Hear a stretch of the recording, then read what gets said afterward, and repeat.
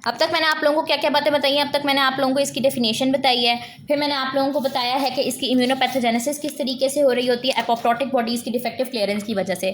फिर मैंने आप लोगों को बताया कि इसके अंदर रिस्क फैक्टर्स और ट्रिगर्स कौन कौन से होते हैं। इसके अंदर जेनेटिक फैक्टर्स आ जाते हैं, एनवायरमेंटल फैक्टर्स आ जाते हैं, यूवी लाइट और इन्फेक्शंस, और इसके अंदर हार्मोनल फैक्टर्स आ जाते हैं जिसमें हमारे पास फीमेल सेक्स हार्मोन्स आ जाते हैं। ठीक है, फिर नेक्स्ट चलो हमारे पास बच्चों क्लिनिकल मैनिफेस्टेशन या फिर क्लिनिकल फीचर्स क्या है, आप लोगों ने बताना है कि ये कौन कौन से ऑर्गन्स को अफेक्ट कर रहा होता है और किस किस तरह से उसका इफेक्ट आ रहा होता है। ठीक है, सो आप लोगों के एलोस के अंदर ये बात लिखी हुई है, आप लोगों ने इसका जॉइंट्स के ऊपर इफेक्ट बताना है कि एसएलई जॉइंट्स को किस तरह से इफेक्ट करता है, कौन सी डिजीज कराता है, स्किन के ऊपर इसका इफेक्ट बताना है। इसके अलावा आप लोगों ने बताना है इसका किडनीज के ऊपर इफेक्ट बताना है, हिमेटोलॉजिकल मैनिफेस्ट सिस्टम के ऊपर इफेक्ट बताना है। ठीक है बच्चों, तो सबसे पहले हम लोग स्टार्ट करते हैं जॉइंट से। बच्चों ये भी हमारे पास उसी तरीके से जॉइंट्स को डैमेज करे जिस तरह से हमारे पास रिमेटॉइड आर्थराइटिस डैमेज करा होता है, क्योंकि दोनों जो है ना वो ऑटो इम्यून इन्फ्लेमेटरी कंडीशंस हैं। ये भी हमारे पास जो है ना वो इन्फ्लेमेटरी आर्थराइटिस करा रहा होता है या फिर आर्थरेल्जिया यानी कि जॉइंट्स के अंदर पेन करा रहा होता है। 90% जो पेशेंट्स होते हैं एसएलई के वो जॉइंट पेन के साथ या फिर पेनफुल इन्फ्लेमेटरी जॉइंट्स के साथ प्रेजेंट कर रहा होता है। उनको अर्ली मॉर्निंग स्टिफनेस भी होती है, लेकिन जो जॉइंट इरोजन्स होते हैं ना वो इसके अंदर प्रेजेंट नहीं होते। सो रिमेटॉइड आर्थराइटिस और एसएलई को आपने किस तरह से डिफरेंशिएट करना है कि रिमेटॉइड आर्थराइटिस के अंदर भी पेनफुल जॉइंट्स होते हैं, सिमेट्रिकल होते हैं, मॉर्निंग स्टिफनेस होती है, लेकिन आरए के अंदर या रिमेटॉइड आर्थराइटिस के अंदर इरोजिव आर्थराइटिस होता है। ठीक है, यानी कि बोन जो है ना वो डैमेज होना स्टार्ट हो जाती है। लेकिन एसएलई के अंदर क्या होता है, नॉन इरोजिव आर्थराइटिस। कल मैंने आप लोगों को इरोजन की पिक्चर भी दिखाई थी, ठीक है, गाउट के अंदर। सो आरए के अंदर इरोजिव आर्थराइटिस होता है, एसएलई के अंदर नॉन इरोजिव आर्थराइटिस होता है। इसके अलावा आर्थरेल्जिया वगैरह जॉइंट पेन तो इसमें होता ही होता है, दोनों कंडीशन में होता है वो तो। और साथ में जो आर्थराइटिस वगैरह है ना, अगर ये लॉन्ग टर्म चलेगा तो इसमें जैकर्ड्स आर्थ्रोपैथी भी हो जाती है। बस आप लोगों ने इसका नाम याद रख लेना है, ये बेसिकली डिफॉर्मिटी होती है टेंडन या फिर सॉफ्ट टिश्यू के डैमेज की वजह से। तो जॉइंट्स में हम लोगों ने कौन कौन सी बातें याद रखी हैं? जॉइंट्स में आप लोगों ने याद रखना है आर्थराइटिस या फिर आर्थरेल्जिया, अर्ली मॉर्निंग स्टिफनेस होती है, पेनफुल इन्फ्लेमेटरी जॉइंट्स होते हैं विदाउट इरोजन्स। ठीक है, ये एक लाइन आप लोग याद कर लो, painful inflammatory joints without erosions. फिर हम पढ़ते हैं इसकी स्किन के ऊपर क्या क्या इफेक्ट आते हैं। स्किन के ऊपर जो इफेक्ट है बच्चों they are very very very important. आप लोगों से पूछा जाएगा ना तो स्किन के बारे में ही पूछा जाएगा। और स्किन के ऊपर जो इसके इफेक्ट आते हैं ना बच्चे, they are precipitated by UV exposure. यानी कि अगर कोई पर्सन जैसे ही उसको एसएलई है, एक खातून को एसएलई है, 20 साल की एक खातून है, उनको एसएलई है, और जैसे ही वो धूप पे बाहर निकलती हैं तो वो कहती हैं कि मेरा जो एसएलई है ना वो फ्लेयर अप हो जाता है, मुझे फोटो सेंसिटिविटी हो जाती है। सो क्योंकि जो सनलाइट होती है उसके अंदर यूवी लाइट्स होती हैं और यूवी रेज जो है ना वो इस कंडीशन को प्रेसिपिटेट करती हैं। सो स्किन के ऊपर आप लोगों को कौन कौन सी कंडीशन नजर आती है बच्चों? मैलर रैश, इसके अलावा डिस्कॉइड रैश और रेनॉल्ड्स फिनोमेना। मैलर रैश बच्चों हमारे पास क्या होती है? It is a butterfly like rash. मैं आप लोगों को इसकी पिक्चर दिखाती हूँ, आप लोगों के साथ जो पीडीएफ शेयर किया ना उसके अंदर मैंने आप लोगों को दिखाई दी बच्चों। ये इस तरह से होती है मैलर रैश, ये आप लोगों को इसके चीक्स पे नजर आ रही है, ये बटरफ्लाई रैश इसको कहते हैं, क्योंकि ये बटरफ्लाई के विंग्स की तरह होती है, दोनों तरफ ये इस तरह से होती है। और इसमें एक इंपॉर्टेंट बात वो ये कहते हैं कि इसमें नेजोलेबियल फोल्ड्स की स्पेयरिंग होती है। बच्चे नेजोलेबियल फोल्ड्स आपकी स्माइल लाइन्स होती हैं, जब आप स्माइल करते हो ना इधर और इधर दो लाइन्स बन जाती हैं, इसको कहते हैं नेजोलेबियल या नेजोलेबायल फोल्ड्स। तो ये जो रैश होगी ना ये चीक्स पे तो होगी, लेकिन ये नेजोलेबायल फोल्ड्स के ऊपर या नेजोलेबियल फोल्ड्स के ऊपर नहीं होगी। सो आप लोगों ने इसका ये पॉइंट याद रखना है कि जो मैलर रैश है इसको बटरफ्लाई रैश भी बोलते हैं। ये बटरफ्लाई के विंग्स की तरह होती है, ये एरिथमेटस होती है यानी कि रेडनेस होती है इसके अंदर बहुत ज़्यादा, ये चीक्स के ऊपर स्प्रेड हुई होती है और इससे स्पेयर किया हुआ होता है, यानी कि ये इन्वॉल्व नहीं करती नेजोलेबायल फोल्ड्स को। ठीक है, तो ये हम आपके पास क्या जाती है? Butterfly rash. नेक्स्ट आ जाता है बच्चों आप लोगों के पास डिस्कॉइड रैश का पॉइंट। डिस्कॉइडल रैश हमारे पास क्या होता है कि इसमें ना ऐसी डिस्क लाइक अपीयरेंस होती है, ये मैं आप लोगों को दिखाती हूँ, ये इस तरह से इसकी अपीयरेंस होती है डिस्कॉइडल रैश की। एक हमने पढ़ी है बटरफ्लाई या फिर मैलर रैश, ये आप लोगों को इस तरीके से नजर आ रही होती है। ठीक है, और एक हमारे पास क्या हो सकती है? डिस्कॉइडल रैश होती है, ये इस तरह से होती है। इसमें क्या होते हैं कि एरिथमेटस रेज्ड पैचेस होते हैं, हाइपर कैराटोसिस हुई भी होती है स्किन की, जो मतलब आप समझते हैं कि स्किन वहाँ से मोटी हुई भी होती है, उसके अंदर कैराटिन ज़्यादा हुआ होता है। फॉलिक्यूलर प्लगिंग हुई भी होती है, ठीक है, इस तरह से फॉलिकल्स बने हुए होते हैं। ये देखें, ये इसको सर में हुआ हुआ है, ठीक है, ये डिस्कॉइडल रैश है ना इसको सर पे हुआ हुआ है, और यहाँ पे जो है ना वो इसको चीक्स के ऊपर हुआ हुआ है। ठीक है, हाइपर केराटोसिस हो सकती है, फॉलिकुलर प्लगिंग हो सकती है, और अगर ये सर में हो जाए ना तो वहाँ से आपके बाल ख़त्म हो सकते हैं, यानी कि जिस जगह पे डिस्कॉइडल रैश होगी ना आपके सर में वहाँ से उसको एलोपेशिया हो सकता है। एलोपेशिया मतलब बालों का झड़ना या बालों का गिरना। स्कारिंग एलोपेशिया हो सकता है अगर ये स्कैल्प को इन्वॉल्व करो। ये देखो बच्चों, अगर ये स्कैल्प के ऊपर हो रहा हो ना तो इस जगह से देखो इसके बाल उड़ गए हैं सारे। ठीक है, ये डिस्कॉइडल रैश हो रही थी इसको, और यहाँ से सारे इसके बाल ख़त्म हो गए हैं, इसको क्या हो गया? स्कारिंग एलोपेशिया हो गया। सो मैंने आप लोगों को क्या क्या बात बताई है? जॉइंट पे आप लोगों ने याद रखना है आर्थराइटिस या फिर आर्थरेल्जिया विदाउट लोयंस। और स्किन में आप लोगों ने क्या क्या बातें याद रखनी है, एक मैंने आपको मैलर रैश या बटरफ्लाई रैश बताई है, जिसमें मैंने आपको बताया कि वो चीक्स पे होगी और नेज़ोलेबाइल फोल्ड्स पे नहीं होगी। फिर डिस्कॉइडल रैश बताई है, जिसमें आप क्या होता है, स्कारिंग एलोपेशिया कॉज करा सकती है, एरिथेमेटस रेस पैचेस हो सकते हैं, हाइपर केराटोसिस वगैरह। बस नाम याद रख लो, मैलर रैश है या बटरफ्लाई रैश और डिस्कॉइडल रैश है। इसके अलावा रेनॉल्ड्स फिनोमेना। रेनॉल्ड्स फिनोमेना बच्चों हमारे पास क्या होते हैं कि जो हमारी फिंगर्स होती है ना, हाथों की ये फिंगर्स, इसमें ना बहुत छोटी छोटी ब्लड वेसल्स होती हैं जो कि अमाउंट ऑफ ब्लड को कंट्रोल कर रही होती है। आप लोगों ने नॉर्मल हाथ का कलर देखा होगा, नॉर्मल हाथ का कलर जो है ना वो कुछ ऐसे नज़र आता है, ठीक है। तो जैसे ही SLE का जो पेशेंट है, ये नॉर्मल बंदा भी, एक नॉर्मल बंदा भी जब बहुत ज़्यादा ठंड में जाता है ना, या अपना हाथ किसी बहुत ठंडी चीज़ पे रखता है, तो उसमें क्या होता है कि जो ब्लड वेसल्स होती हैं ना, जो ब्लड वेसल्स होती है ना छोटी छोटी, वो कंस्ट्रिक्ट या फिर टाइटन हो जाती है। जैसे नॉर्मल अगर ब्लड वेसल का ये डायमीटर था ना, अब वो सुकड़ के बिल्कुल इतनी सी रह जाएगी। तो इससे क्या होगा कि जो खून होगा ना वो आपके हाथों की उंगलियों तक जा नहीं पाएगा। तो फिंगर्स क्या होनी शुरू हो जाएंगी, वाइट या फिर पेल होनी शुरू हो जाएंगी फिंगर्स। जब उसको बहुत कम खून मिलेगा तो वो वाइट हो जाएंगी। उसके बाद जब बिल्कुल ही खून रुक जाएगा या बहुत बहुत ही कम हो जाएगा ना, सिवियरली रिड्यूस, तो वो ब्लू हो जाएंगी। और जब ब्लड की फ्लो रिटर्न होगा तो वो दोबारा से रेड हो जाएंगी। सो इसको कहते हैं रेनॉल्ड फिनोमेना। और ये जो है ना SLE के पेशेंट के अंदर बहुत ज़्यादा होता है। ये देखो, पहले उसकी फिंगर जैसे वाइट हो जाएंगी, फिर उसकी फिंगर्स ब्लू हो जाएंगी, और जब खून वापस आना शुरू होगा ना तो उसकी फिंगर्स दोबारा से ऐसे रेड रेड होना शुरू हो जाएंगी, ठीक है। ये रेनॉल्ड फिनोमेना होता है। और SLE के अंदर आपको पता है कि ये वेजल्स को भी इफेक्ट, इसके अलावा सिर्फ ये सिम्टम या साइन नहीं आते, साथ में पेन भी होता है, नमनेस भी होता है, टिंगलिंग सेंसेशन भी होती है, सुइयाँ चुभने जैसा सेंसेशन भी होती है। अब SLE के अंदर क्या होता है कि एबनॉर्मल ब्लड वेसल कंस्ट्रिक्शन रहती है।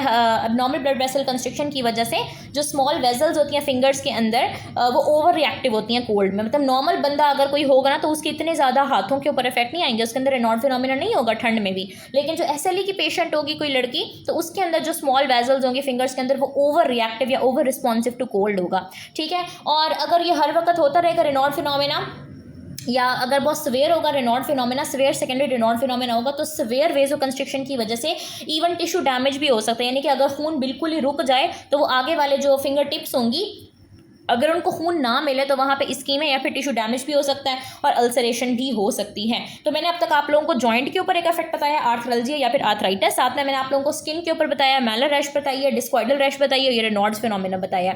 मुझे बताएं यहाँ तक बात समझ आइए। फिर हम लोग किडनीज़ के ऊपर इसका इफेक्ट पड़ते हैं, जो कि काफ़ी इंपॉर्टेंट है। समझ आइए आप लोगों को स्किन के ऊपर क्या इफेक्ट होता है, जॉइंट के ऊपर क्या इफेक्ट होता है।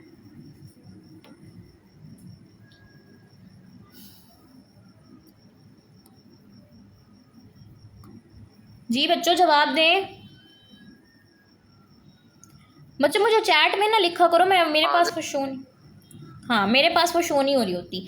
अच्छा, अब हम लोगों ने जो है ना वो किडनीज़ के ऊपर इसका इफेक्ट पढ़ना है। किडनीज़ के ऊपर इसका क्या क्या इफेक्ट आता है बच्चों। किडनीज़ के ऊपर अगर इसका इफेक्ट आता है तो उसको हम बोलते हैं ल्यूपस नेफ्राइटिस, ठीक है। ये बहुत इंपॉर्टेंट मैनिफेस्टेशन है। और टिपिकली अगर किडनीज़ के ऊपर इसकी मैनिफेस्टेशन आती है, इसकी लीन बनती है, तो उसको हम बोलते हैं प्रोलिफरेटिव ग्लोमेरुलोनेफ्राइटिस, ठीक है। यानी कि आपके जो नेफ्रॉन्स वगैरह होते हैं उसकी इन्फ्लेमेशन हो रही होती है, प्रोलिफरेटिव ग्लोमेरुलोनेफ्राइटिस बोलते हैं इसको। और इसकी वजह से क्या क्या हो सकता है, हीमाटूरिया हो सकता है, प्रोटीनूरिया हो सकता है, यूरिन कास्ट हो सकता है। यानी कि आपके जो ये पेशेंट का जो यूरिन होगा उसके अंदर ब्लड आ सकता है, प्रोटीन आ सकते हैं, यूरिन कास्ट आ सकते हैं, ठीक है। मतलब प्रोटीन्स वगैरह ही रिलीज़ हो सकती हैं, RBC के कास्ट रिलीज़ हो सकते हैं। और ये one of the main prognosis determinant है। यानी कि अगर किडनीज़ के ऊपर इफेक्ट दे के ना हम बता सकते हैं कि ये जो डिजीज़ है ना SLE, ये कितना अच्छा इसका प्रोग्नोसिस आ रहा है। यानी कि अगर हम ट्रीटमेंट दे रहे हैं ना, और ट्रीटमेंट का अगर हमने चेक करना हो कि ट्रीटमेंट हमारा कैसा चल रहा है, तो उसको हम बोलते हैं प्रोग्नोसिस। सो जो प्रोग्नोसिस का डिटर्मिनेंट है ना वो किडनी के फीचर्स होते हैं, ठीक है। यानी कि किडनी के फीचर्स अगर नहीं आ रहे ना तो इसका मतलब है कि प्रोग्नोसिस आपका अच्छा है, ठीक है। सो किडनीज़ के ऊपर आपने इसका इफेक्ट याद रखना है, प्रोलिफरेटिव ग्लोमेरुलोनेफ्राइटिस, जिसमें हीमाटूरिया प्रोटीनूरिया आप लोगों ने याद रखना है। फिर आ जाते हैं बच्चों हेमाटोलॉजिकल मैनिफेस्टेशन के। SLE आपके ब्लड सेल्स को किस तरह से डैमेज करी होती है। मैंने आप लोगों को स्टार्ट में बताया था कि जो B cells autoantibodies produce कर रहे होते हैं ना, वो आपके RBCs, WBCs, प्लेटलेट्स, आपके लिम्फोसाइट्स, BT लिम्फोसाइट्स सबको ख़राब कर रही होती है, सबको ख़त्म कर रही होती है, जिसकी वजह से पैनसाइटोपिनिया नज़र आता है, न्यूट्रोपिनिया यानी कि आपका WBC काउंट कम होता है, जिसकी वजह से आपको इन्फेक्शन हो सकती हैं, लिम्फोपिनिया की वजह से लिम्फोसाइट्स का काउंट कम हो सकता है, जिसकी वजह से आपकी इम्यूनिटी कम हो सकती है, थ्रोम्बोसाइटोपिनिया यानी कि प्लेटलेट काउंट कम होने की वजह से आपको ब्रूजिंग या ब्लीडिंग हो सकती है, आरबीसी का काउंट कम होने की वजह से आपको हेमोलिटिक अनीमिया हो सकता है, फैटीग और पैलर हो सकता है, और मल्टीपल जो है ना वो आपको साइटोपिनिया या पैन साइटोपिनिया आपकी बॉडी के अंदर आ सकता है। फिर आप जाते हैं बच्चों हमारे पास नर्वस सिस्टम के ऊपर इसके इफेक्ट होते हैं। वो कहते हैं कि कुछ इफेक्ट ऐसे हैं कैसे फटीग हो सकती है, थकावट, हेडेक हो सकती है, पुअर कंसंट्रेशन, और कुछ हमारे पास ज़्यादा फीचर्स आएंगे तो उसके अंदर सीजर्स हो सकते हैं, साइकोसिस और कोरिया वगैरह, इसके एबनॉर्मल मूवमेंट्स हो सकती हैं, बॉडी की सीजर्स मतलब झटके जिसको कहते हैं, दौरा पड़ना, दौरे पड़ सकते हैं। तो मैंने आप लोगों को यहाँ पे क्या क्या चीज़ें पढ़ाई हैं बच्चों, मैंने आप लोगों को पढ़ाया जॉइंट्स के ऊपर इफेक्ट, स्किन के ऊपर इफेक्ट, किडनीज के ऊपर इफेक्ट, ब्लड सेल्स के ऊपर इफेक्ट और नर्वस सिस्टम के ऊपर इफेक्ट। जॉइंट्स के ऊपर इफेक्ट क्या क्या आ सकता है, आर्थराइल्जी और इन्फ्लेमेटरी आर्थराइटिस जो कि नॉन इरोसिव होगा। स्किन के ऊपर आप लोगों ने याद रखनी है मैलर या फिर बटरफ्लाई रैश जो कि स्पेयर करती है नेजोलेबाइल फोल्ड को, डिस्कॉइडल रैश और रेनॉल्ड फिनोमेना। जी बच्चों, सो नेक्स्ट हमारे पास एसएलई के अंदर क्या चीज़ आ जाती है, वो आपसे एलओ नंबर 4 में पूछते हैं कि इसका डायग्नोस्टिक क्राइटेरिया और इन्वेस्टिगेशंस क्या है, यानी कि हम किस तरह से कंफर्म कर सकते हैं कि पेशेंट को एसएलई है और उसके बाद हम आगे कौन सी इन्वेस्टिगेशन जो है ना वो मजीद कैरी आउट कर सकते हैं। सो बच्चों, डायग्नोस्टिक क्राइटेरिया क्या रहता है कि आपको एसएलई का डायग्नोसिस कैसे कन्फर्म होगा, जब आप क्लिनिकल फीचर्स देखते हैं और साथ में आपको लेबॉर्ट्री डायग्नोसिस पे लैब एबनॉर्मेलिटीज़ मिलती हैं। यानी कि दो चीज़ें आपको चाहिए, एक क्लिनिकल फीचर्स होने चाहिए और एक लैब एबनॉर्मेलिटीज़ होने चाहिए। अब कौन कौन से क्लिनिकल फीचर्स होने चाहिए बच्चों, बेसिकली आपके पास 11 फैक्टर्स रहते हैं, उन 11 में से एटलीस्ट 4 फैक्टर्स का प्रेजेंट होना बहुत ज़रूरी है, या तो वो 4 फैक्टर्स प्रेजेंट हों या फिर पास्ट में पहले हो चुके हों। सो उसके लिए एक टेबल है 26.23 आप लोगों की बुक डेविडसन से बना हुआ है, ये मैं आप लोगों को यहीं से दिखाती हूँ। इसमें वो बेसिकली आपको जो है ना वो 11 फैक्टर्स दिखाए हुए हैं। ये वाला बेसिकली टेबल है बच्चों, सही है, ये वाला टेबल है। मैं इसको जूम कर देती हूँ, एक मिनट। बुक इतनी भारी भरकम है ना माशाल्लाह, इसको यूँ करके दिखाना पड़ता है। एक मिनट में यूँ इसको पकड़ ही लेती हूँ। ठीक है बच्चों, ये वाला जो है ना वो टेबल है criteria for the classification of systemic lupus erythematosis. इसमें से वो कहता है कि एसएलई के लिए 4 आउट ऑफ 11 फीचर्स का प्रेजेंट होना बहुत ज़्यादा ज़रूरी है। अब कौन कौन से 4 फीचर्स आ जाते हैं बच्चों, मैं आप लोगों को ऐसे दिखा देती हूँ कौन कौन से 4 आउट ऑफ 11 फीचर्स होने चाहिए। वो 11 फीचर्स है बच्चों, मैलर रैश जो मैंने आप लोगों को बटरफ्लाई रैश दिखाई थी, जिसमें नेजोलेबाइल फोल्ड्स को छोड़ के बाकी सारे फेस के ऊपर रैश रहता है। डिस्कॉइडल रैश होती है जो ऐसे डिस्क लाइक रैश होती है, साथ में स्कारिंग होती है, फॉलिकुलर प्लगिंग होती है। इसके अलावा फोटोसेंसिटिविटी का मतलब है कि सनलाइट में जाके अनयूजुअल रिएक्शन हो जाता है। ऑरल अल्सर्स, आर्थराइटिस जो कि नॉन इरेसिव टाइप के होंगे, सीरोसाइटिस यानी कि जो सीरोसा होगी, इसकी inflammation, renal disorder, neurological disorder, haematological disorder, immunological और एंटी न्यूक्लियर एंटीबॉडी। मैं आप लोगों को बताती हूँ, मैं पहले भी आप लोगों के साथ डिस्कस कर चुकी हूँ कि ये एंटीबॉडीज़ क्या होती हैं। Anti nuclear antibody, anti double standard DNA antibodies, और ये जो है ना ये आपके पास डायग्नोस्टिक होती हैं, इनकी बेसिस पे आप डायग्नोसिस इस्टेब्लिश कर रहे होते हैं। सो ये 11 फीचर्स हैं। कौन कौन से 11 फीचर्स बच्चों, malar rash, discoidal rash, photosensitivity, oral ulcers, arthritis, serositis, renal disorder, neurological disorder, hematological disorder, immunological और एंटी न्यूक्लियर एंटीबॉडी। इन 11 फैक्टर्स के अंदर से 4 फैक्टर्स कम से कम आपके पास प्रेजेंट होने चाहिए और साथ में आपके पास लैब एबनॉर्मेलिटीज़ होनी चाहिए, तब आप कहेंगे कि अच्छा अब इस पर्सन को कंफर्म हो गया कि एसएलई है। अब कौन कौन से हमारे पास लैब एबनॉर्मेलिटीज़ आ जाती हैं बच्चों, आपके पास सारे जो टेस्ट आ जाते हैं वो बेसिकली एंटीबॉडीज़ के टेस्ट होते हैं। आपको पता है जब हम लोगों ने रेमेटॉइड आर्थराइटिस पढ़ा था तो वो भी हमारे पास क्या थी, एक ऑटो इम्यून डिसऑर्डर थी, उसमें भी हम लोगों ने रेमेटॉइड फैक्टर और एंटी सिट्रुलिनेटेड प्रोटीन एंटीबॉडी का टेस्ट ही डायग्नोस्टिक कंसीडर किया था। यहाँ पे बच्चों हम लोग आना करा रहे होते हैं anti nuclear antibody, screening test है, बहुत इंपॉर्टेंट है। तकरीबन तमाम पेशेंट्स 98% केसेस के अंदर ये पॉजिटिव आता है। ठीक है, जितने भी एसएलई के पेशेंट्स हैं सब में तकरीबन ये पॉजिटिव आता है। एंटी न्यूक्लियर एंटीबॉडी का स्क्रीनिंग टेस्ट बहुत इंपॉर्टेंट है, लेकिन बच्चों एक बात है कि ये स्पेसिफिक टेस्ट नहीं है। स्पेसिफिक नहीं है मतलब ये हेल्दी पर्सनस के अंदर भी नॉर्मल हो सकता है, सो ये डायग्नोस्टिक नहीं है। उसके बाद आता है बच्चों anti double standard DNA antibody. ठीक है, एसएलई के अंदर जो है ना इसका काउंट आपको बहुत ज़्यादा मिलेगा, इस एंटीबॉडी का टाइटर बहुत हाई मिलेगा और ये आपको डिजीज़ की एक्टिविटी दिखा रहा होता है। ठीक है, अगर एंटी डीएस डीएनए एंटीबॉडी का काउंट बहुत ज़्यादा है, उसका टाइटर बहुत ज़्यादा है, तो ये एक्टिव डिजीज़ को शो करता है। और ख़ास तौर पर जब डिजीज़ ने जो है ना वो रीनल को इन्वॉल्व किया हुआ हो, रीनल सिस्टम को इन्वॉल्व किया हो, किडनीज़ को इन्वॉल्व किया हो, जब लूपस नेफ्राइटिस हुआ हो तब खास तौर पर ये एंटीबॉडी ज़्यादा मिलती हैं और ये एक्टिव डिजीज़ को शो करता है। आना हमारे पास क्या है, स्क्रीनिंग टेस्ट है, लेकिन ये स्पेसिफिक नहीं है। एंटी डीएस डीएनए आपके पास एक्टिव डिजीज के साथ एसोसिएटेड है, रीनल डिजीज के साथ एसोसिएटेड है। नेक्स्ट आता है बच्चों एंटी स्मिथ एंटीबॉडीज़, ये आपके पास डायग्नोस्टिक टेस्ट है, ये हाईली स्पेसिफिक है, ये सिर्फ एसएलई के अंदर ही आपको इसका टाइटर रेज्ड मिलता है और किसी के अंदर नहीं मिलता। सो ये 3 आप लोगों ने एंटीबॉडीज़ याद रखनी है, एक आना है, एंटी डीएस डीएनए है और एंटी स्मिथ एंटीबॉडीज़ हैं जो कि हाईली स्पेसिफिक है एसएलई के लिए। और ये आपको क्या दिखा रहा होता है, डिजीज़ एक्टिविटी रीनल एसोसिएशन, और ये आपके पास स्क्रीनिंग टेस्ट है। इसके अलावा आप सीबीसी भी कराएंगे बच्चों। सीबीसी के ऊपर आपको क्या मिल रहा होता है, आपको पैनसाइटोपिनिया मिल रहा होता है, हर तरह के सेल्स आपको कम मिलेंगे, आरबीसी, डब्ल्यूबीसी, प्लेटलेट्स कम, सब कुछ कम मिलेंगे, और ये भी आपको किसी हद तक डिजीज़ की एक्टिविटी, लिम्फोपीनिया, अगर लिम्फोसाइट का काउंट कम है तो वो भी आपको किसी हद तक डिजीज़ की एक्टिविटी दिखा रहा होता है। जितना ज़्यादा लिम्फोपीनिया उतनी ज़्यादा डिजीज़ की activity. Complement level, of course बच्चों आपको कॉम्प्लीमेंट के लेवल्स कम मिलेंगे। ईएसआर इसके अंदर रेज्ड होता है, सीआरपी ऑफन नॉर्मल होता है, ठीक है।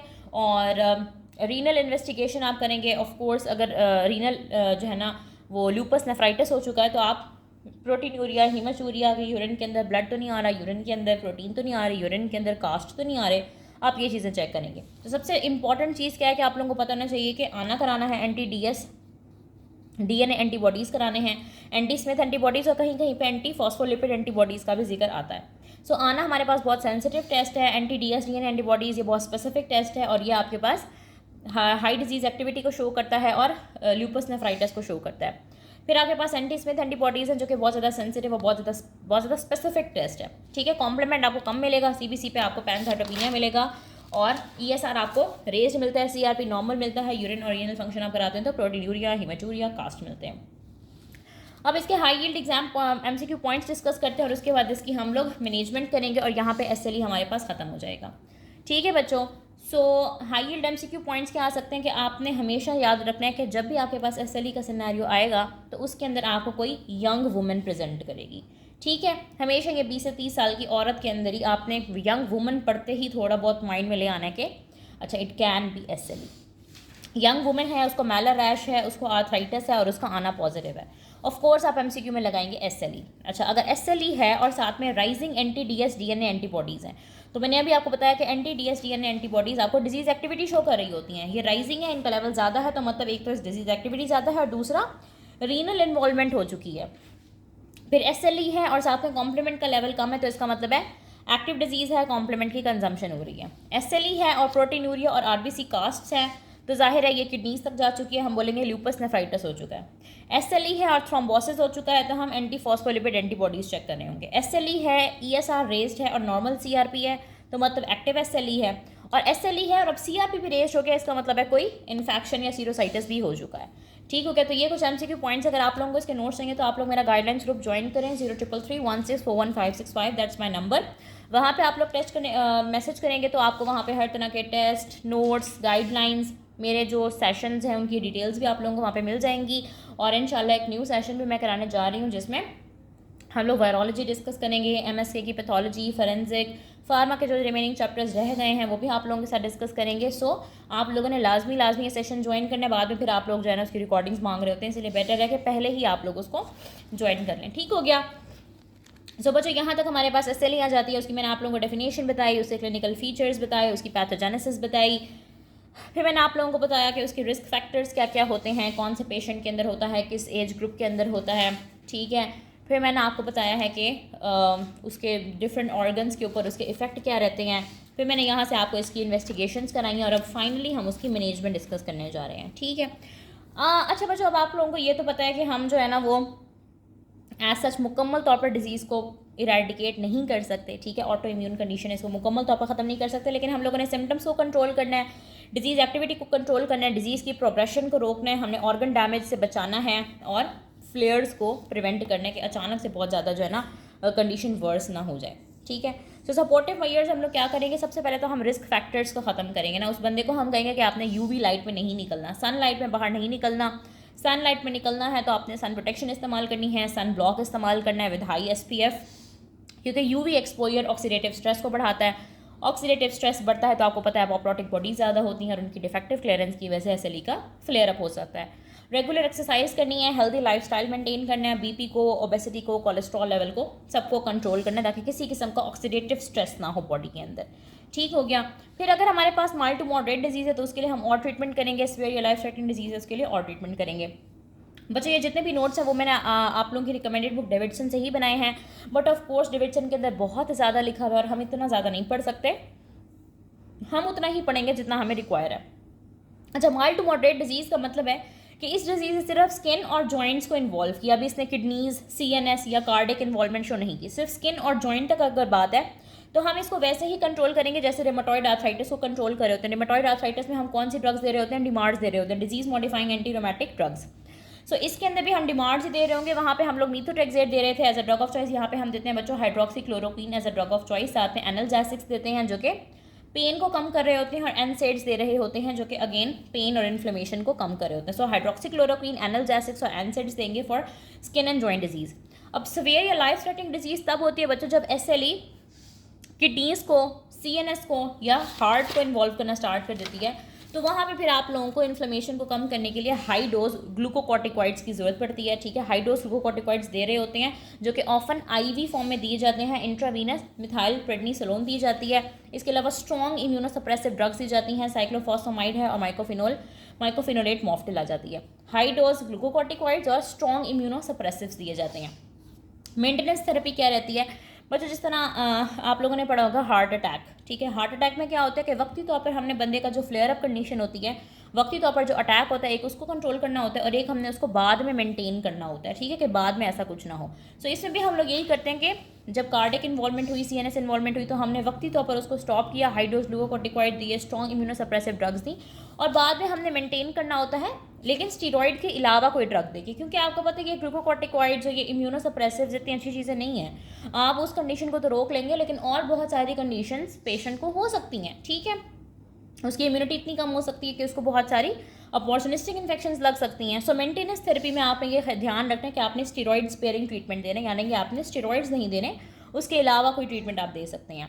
सो जब डिजीज़ का अटैक कंट्रोल हो जाएगा तो आपने आहिस्ता आहिस्ता ग्लूकोकॉर्टिकॉइड्स को कम करना है, आपने स्टीरॉइड स्पेयरिंग ट्रीटमेंट देना है, एजाथायोप्रीन, मीथोट्रेक्सेट, माइकोफिनोलेट मॉफ्टिल, और आपने एम करना है for lowest possible glucocorticoid dose कि अगर आप ग्लूकोकॉर्टिकॉइड देते भी हैं, स्टीरॉइड देते भी हैं, तो उसका लोएस्ट पॉसिबल इफेक्टिव डोज दें।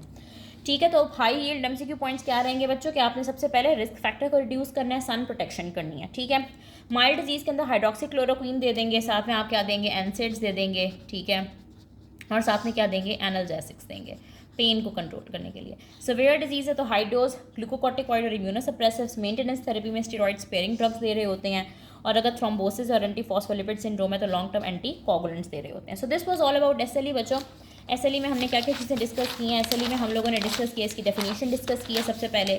ठीक है, फिर मैंने आप लोगों को बताया इसकी डेफिनेशन बताई है, मैंने आप लोगों को इसकी इम्यूनोपैथोजेनेसिस सारी एक्सप्लेन की है। ठीक है, फिर मैंने आप लोगों को बताया कि इसके रिस्क फैक्टर्स क्या होते हैं, इसके कॉमन ट्रिगर्स क्या होते हैं, मैंने आपको इसकी क्लिनिकल मैनिफेस्टेशंस बताई हैं, एक एक जॉइंट के ऊपर, एक एक ऑर्गन के ऊपर इसका इफेक्ट बताया। फिर मैंने आपको इसके लेबॉर्ट्री डायग्नोसिस, इसकी इन्वेस्टिगेशंस बताई हैं, और एंड में हम लोगों ने इसका मैनेजमेंट पढ़ा। So this was all about SLE। एक बात मैं बच्चों आप लोगों को बता दूं कि रीमेटोलॉजी के अंदर आपके टोटल 9 LOs हैं।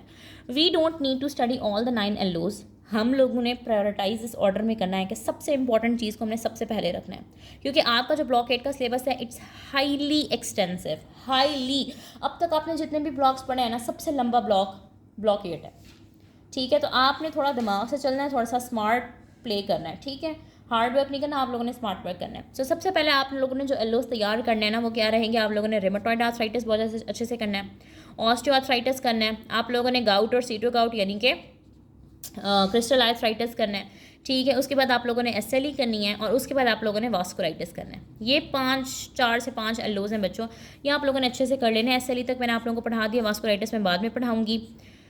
कोशिश करें कि ये आर्थराइटिस वगैरह तो बिल्कुल भी ना छोड़ें, क्योंकि इन्हीं से पेपर आना है। आपके माइनर्स में जो मेजरली इंपॉर्टेंट चीज़ है वो रिमेटोलॉजी और एक ऑर्थोपेडिक है और एक इंटरनल मेडिसिन है। ठीक है, मेजरली इंपॉर्टेंट यही चीज़ें हैं, और ये चीज़ें आपके MS के पैथोलॉजी के अंदर भी हैं। सो अभी तैयार करें ताकि आप लोगों की पैथो भी अच्छे से तैयार हो जाए। Thank you very much. अल्लाह हाफिज़।